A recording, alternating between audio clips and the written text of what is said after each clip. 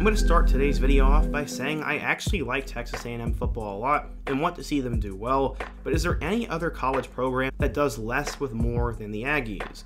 Jimbo Fisher is a somewhat controversial coach from his time at Florida State, but no one can take away the national championship he won. That's why Texas A&M decided to hire him a couple years ago, expecting him to recruit at a high level and eventually bring a national championship to a fan base that is starving for one. The Aggies have one of the best atmospheres and best backings in all of college football, but unfortunately they have not been able to put it all together. After signing a historic 2022 recruiting class, things just have not gone according to plan for the program and for a lot of those big-time players they signed. The epitome of that was this past season in 2022. The Aggies failed to make a bowl game, they were extremely disappointing, had a lot of problems off the field, and some are wondering why everything was such a complete disaster for them. Well, in today's video, we're going to talk about that. We're going to go through this year's season, talk about the preseason expectations, what went wrong, and my thoughts on the program for the future. But before we get started, be sure to leave a like if you want to support today's video, turn on notifications so you never miss when I upload, and subscribe if you are new here and love college football content. Now, let's go ahead and talk about Texas A&M football. I also want to say I am by no means a Texas A&M expert, so if there's something I got wrong or completely missed the mark on, please let me know down below. Yesterday I did a video on Miami, who is a program that I'd say is in a somewhat similar spot to Texas A&M in the fact that they just can't get over the hump. What's interesting is these two teams actually played in 2022, but ever since 2012, Texas A&M's been in a very interesting spot.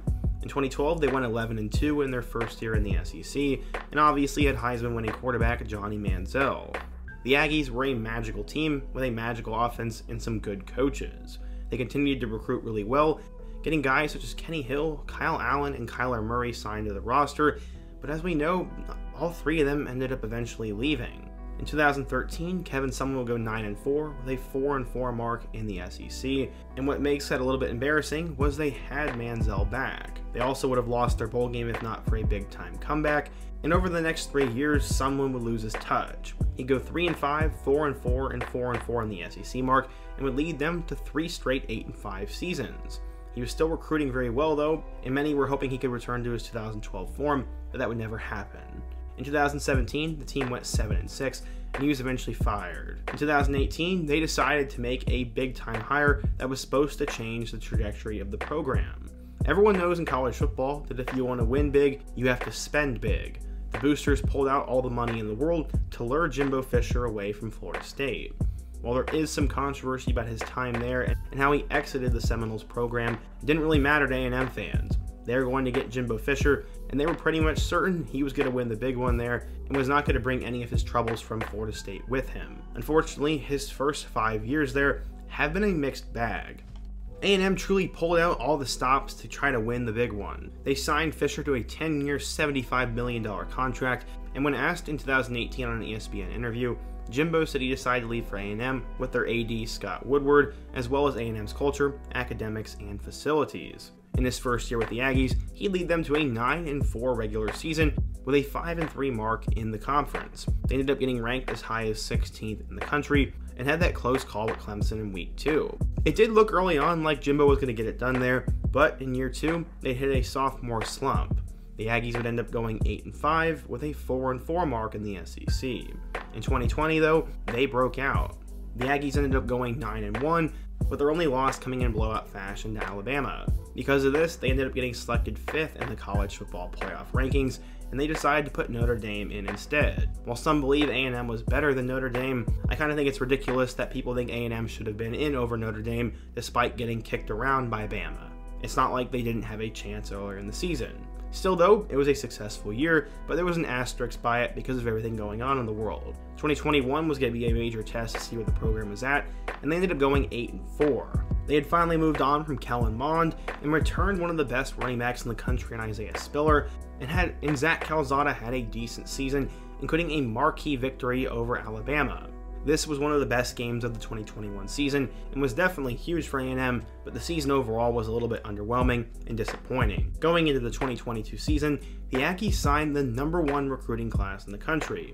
This was the first recruiting cycle where NIL was legalized, and it seemed that everyone in the world was getting paid a ton of money to go there.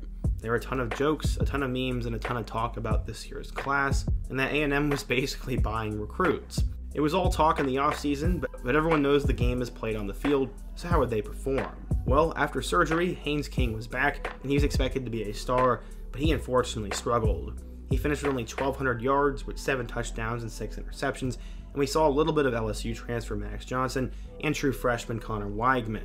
They didn't really get the quarterback play many were expecting. Devon Achane was one of the best athletes in college football, and he had a good season. He finished with nearly 1,100 yards and 8 touchdowns, and also returned kicks.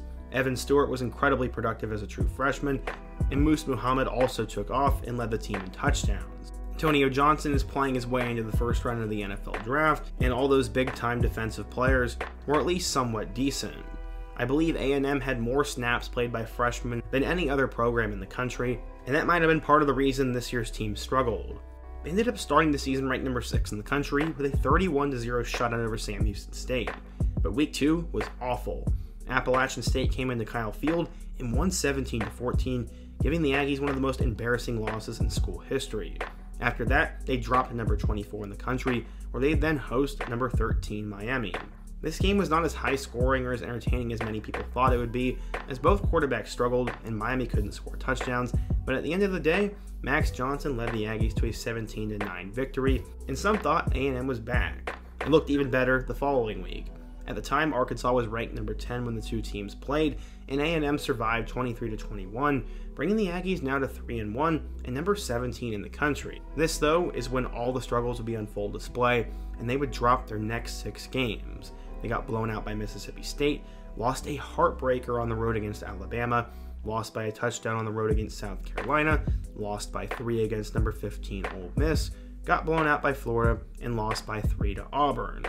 Out of all those games, the 2 most difficult ones are by far the Bama game and the Auburn game. We saw A&M down near the goal line with no time remaining, and I believe the team was pretty frazzled and had no idea what to do because Haynes King panicked and threw the ball out of reach and out of bounds, and Bama survived 24-20. That Auburn game was really bad, though. The Tigers were one of the worst Power 5 teams in the country, and honestly probably could have gone winless in the SEC if A&M just finished that game and Mizzou didn't fumble the ball through the goal line. That is how bad this Auburn team was, and with that 13-10 loss, this dropped the Aggies from bowl eligibility, and at the time, many thought that Jimbo Fisher could easily be fired by the end of the year. Luckily though, he changed the momentum. They'd beat UMass 20-3, and then they'd play number 5 LSU at home.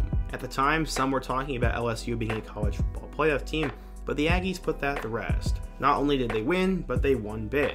They beat the Tigers 38-23, sending LSU to the SEC Championship with really not much to play for, and at least ending the Aggie season on a high note, and they'd end up finishing 5-7. Those Appalachian State and Auburn games really came back to bite them, and they were 1 play away from knocking out the number 1 team in the country.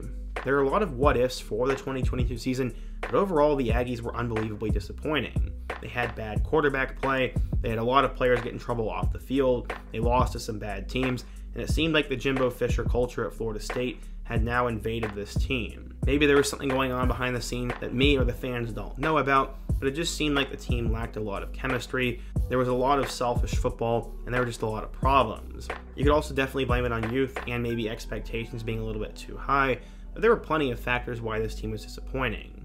Going into 2023, the quarterback situation is going to be interesting, as I think they need to ride with Connor Weigman, and I think he's the guy that can lead them back. They will have to find a new running back, but Evan Stewart's one of the best returning receivers in the country, and with all these 5-star defensive players, the Aggies defense should be back, the offense should be good enough to get them wins, and I could see a breakout season for them this year. At some point, Jimbo Fisher is going to have to break through with this sort of talent, or else he will inevitably get fired. I don't know when or if that'll happen, but overall, A&M fans are getting restless, and last year was a disaster. I am by no means an A&M football expert, so I definitely probably missed some things and got some stuff wrong, so be sure to let me know down below. Let me know your thoughts on last year's team, the future of the program, and give me a topic I can cover next. Also, don't forget to leave a like, subscribe if you're new, and check out all my other videos on the end screen, including my video about Haynes King in 2022. I hope to see you guys again soon, but until next time, peace.